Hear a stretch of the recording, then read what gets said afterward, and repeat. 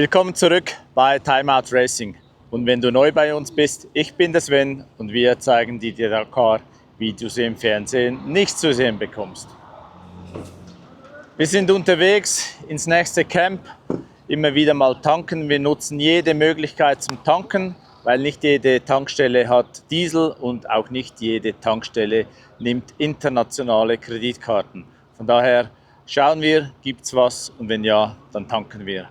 Und hier machen wir auch gleich Mittagspause. Wir haben den Holger getroffen, nutzen wir die Zeit gleich noch.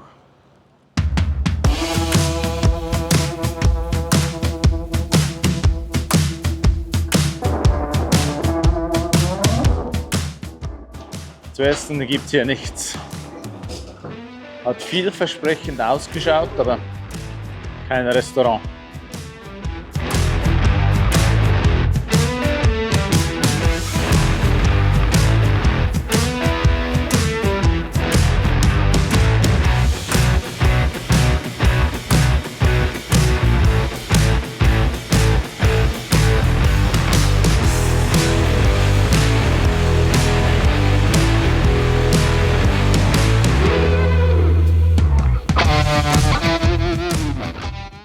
Stage 3 vorbei, waren heute 147 Kilometer Anfahrt, dann 327 Kilometer Sonderprüfung, wo echt brutal flott.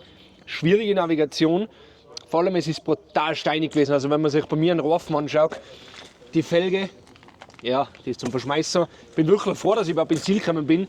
Der Reifen komplett aufgeschnitten, einfach weil, weil die Steine so schneidig waren. Also wenn du da hinhaust, das hat sicher wehgetan.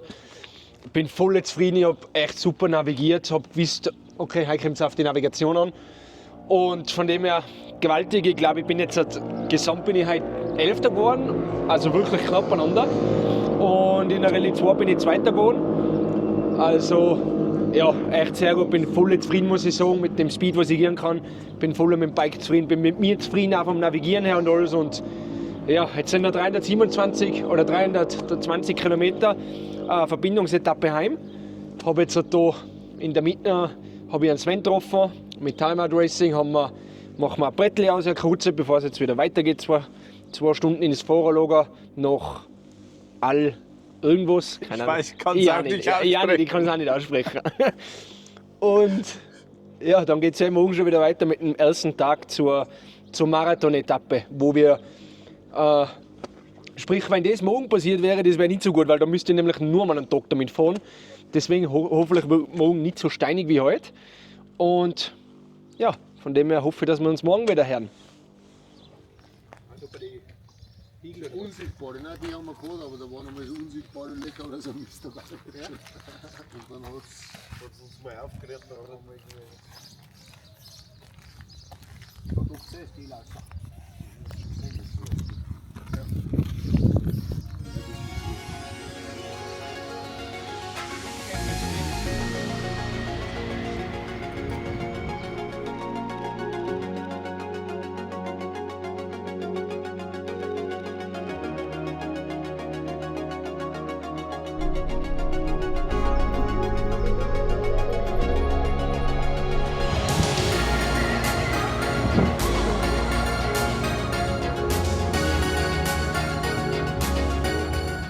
.10 Uhr und wir sind im Camp. Einwandfrei. Uwe hat mich da perfekt hinchauffiert.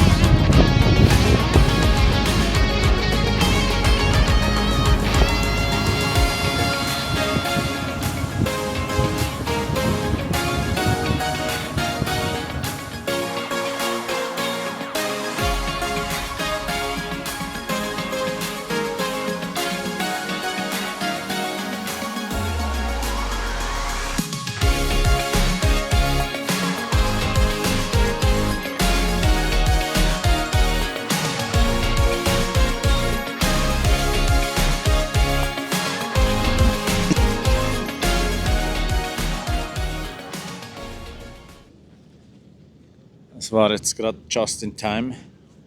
Die Zelte werden bei Dacia noch aufgebaut. Das dritte ist noch im Aufbau für Sebastian Loeb. Da gibt es vermutlich dann heute viel Arbeit. Ich weiß nicht, ob ihr es gesehen habt. Auf den YouTube-Kanälen, Shorts, Instagram oder wo auch immer. Da ging auch einiges kaputt.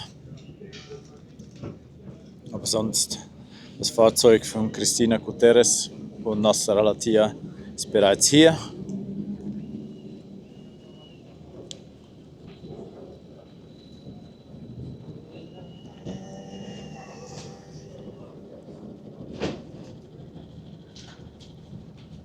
Bei Werkzeug und so ist noch nichts bereit. Es ist kurz nach 6, wir sind im Camp von Al-Henkaiya. Ich werde das sicher falsch aussprechen und damit ihr wisst, wo das ist, blende ich jetzt euch ein, wo wir heute gefahren sind, von Bisha, dann die lange Strecke hier auf bis Al-Henkaiya, sage ich mal. Es ist deutlich kühler geworden. Ich habe jetzt ein T-Shirt, ein Hoodie und eine warme Daunenjacke an. Der Wind hat es da auch, da sind wir nicht verschont, aber nicht so stark wie gestern und vor allem, es hat keinen Sand im Camp oder es ist ein grober Sand, daher es hat gar keinen Staub, was es sehr angenehm macht. Jeweils am Abend wunderschöne Abendstimmung. Hier mit den Bergen im Hintergrund. Sieht traumhaft aus. Es wird jetzt wohl bald soweit sein und der Sebastian Loeb kommt zurück mit seinem Auto. Zelt ist hinten schon zu. Ich nehme an, der fährt jetzt rein. Dann wird vorne zugemacht, dass da nicht zu viele zuschauen, wenn der Dacia repariert wird. Aber vielleicht können wir was einfangen.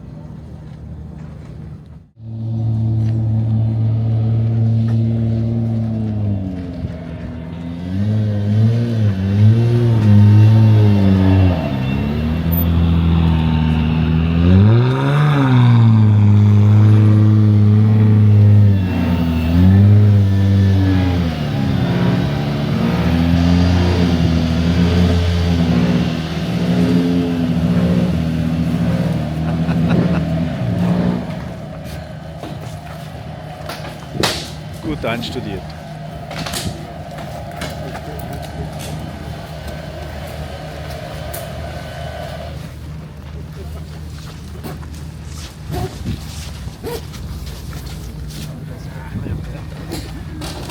Es ist mittlerweile 8:30. Der Adi und der Ernst sind auch angekommen und ich glaube, es lief gut. Ja, das war heute eine brutal harte Etappe. Erstmal unheimlich lang und unheimlich steinig. Also stellt euch vor, ihr fahrt in Rosenheim auf die Autobahn, fahrt bis Nürnberg, von der Autobahn runter, dann fahrt ihr Offroad bis Hannover, Hannover wieder von der Autobahn runter und bis Hamburg ins Camp. So war der Tag heute. Also extrem lang und auch richtig schwierig. Und steinig ohne Ende. Wir haben noch Regenpfützen gesehen. Habt ihr auch nasse Passagen gehabt? Ja, genügend. Also es sind zum Teil, war das sehr gut, weil es dann einfach nicht so gestaubt hat. Es sind zum Teil auch richtige Pfützen gewesen, wo wir dann durchgefahren sind. Aber Regen selber haben wir nicht gehabt, aber man hat gesehen, dass es in der Nacht, dass es sehr stark geregnet hat und so. Wie lief das Auto? Gab es da Probleme oder einwandfrei?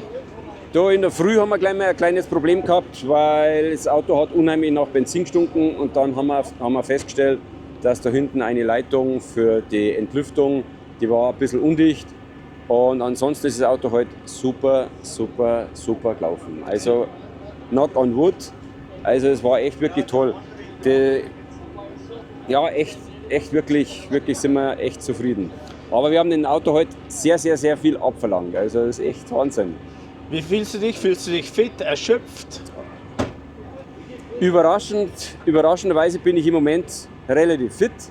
Ich bin froh, dass wir hier im Camp angekommen sind und ich habe natürlich ein bisschen nachgeholfen, dass ich fit bleibe, weil auch jetzt die letzten 200 Kilometer auch sonst sehr ermüdend wären. Aber nein, ich bin überraschenderweise sehr fit. Sehr schön, sehr schön. Ja, dann wünschen wir euch eine kurze Schrauberzeit und morgen wieder viel Erfolg. Ja, morgen geht es ja in die Marathon-Etappe. Es muss heute einiges gemacht werden am Auto. Auch wenn jetzt das nicht so ausschaut. Aber ja, für morgen muss das Auto wieder richtig, richtig fit sein. Wir haben heute auch mal das Feuer angemacht, weil es richtig kalt ist.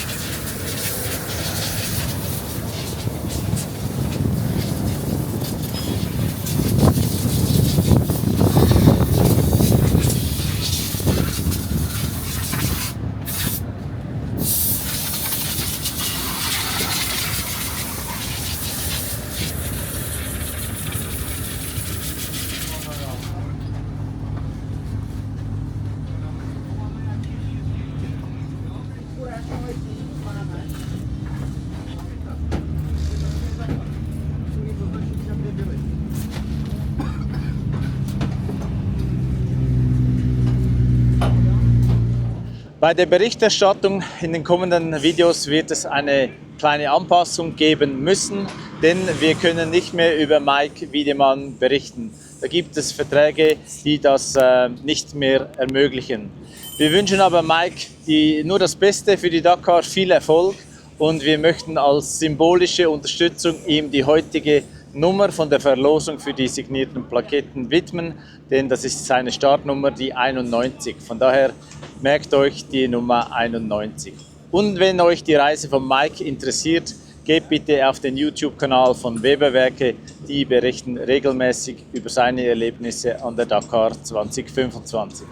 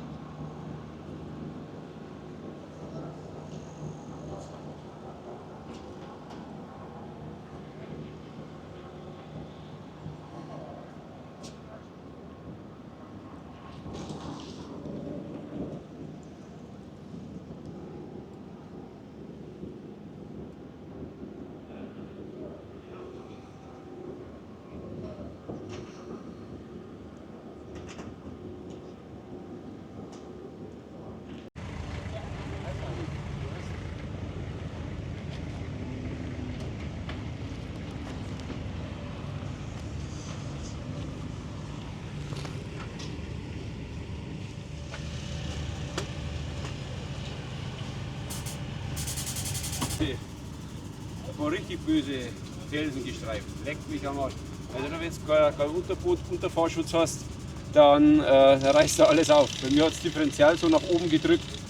Also da müssen wir schon einiges nachrichten, weil da brauche ich also so eine dicke Panzerplatte, dass da nichts kaputt geht. Ich habe vorher die Onboard-Videos angeschaut, das hat recht gedonnert, ja.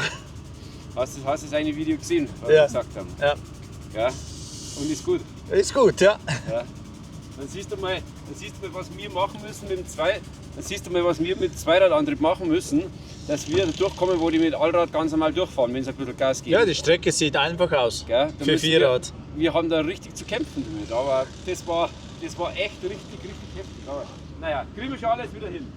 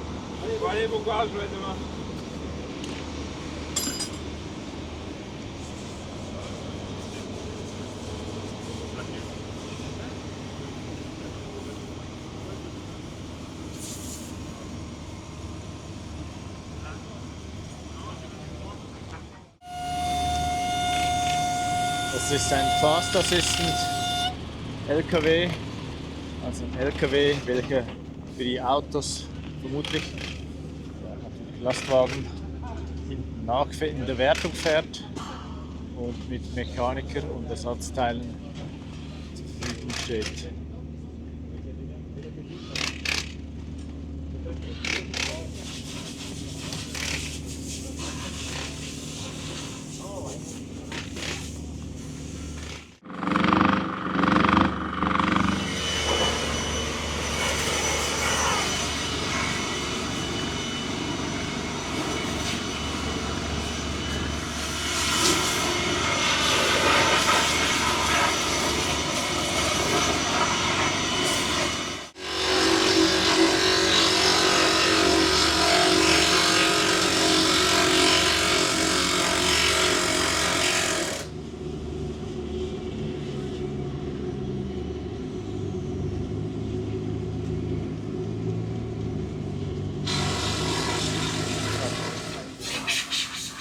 Bei Ford stehen immer noch 3 Fahrzeuge, wird heftig geschraubt an allen.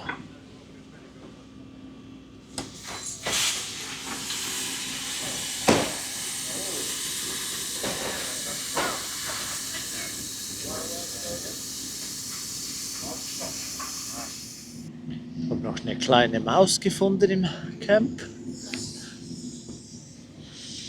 Meine erste Bekanntschaft mit einer saudi-arabischen Maus.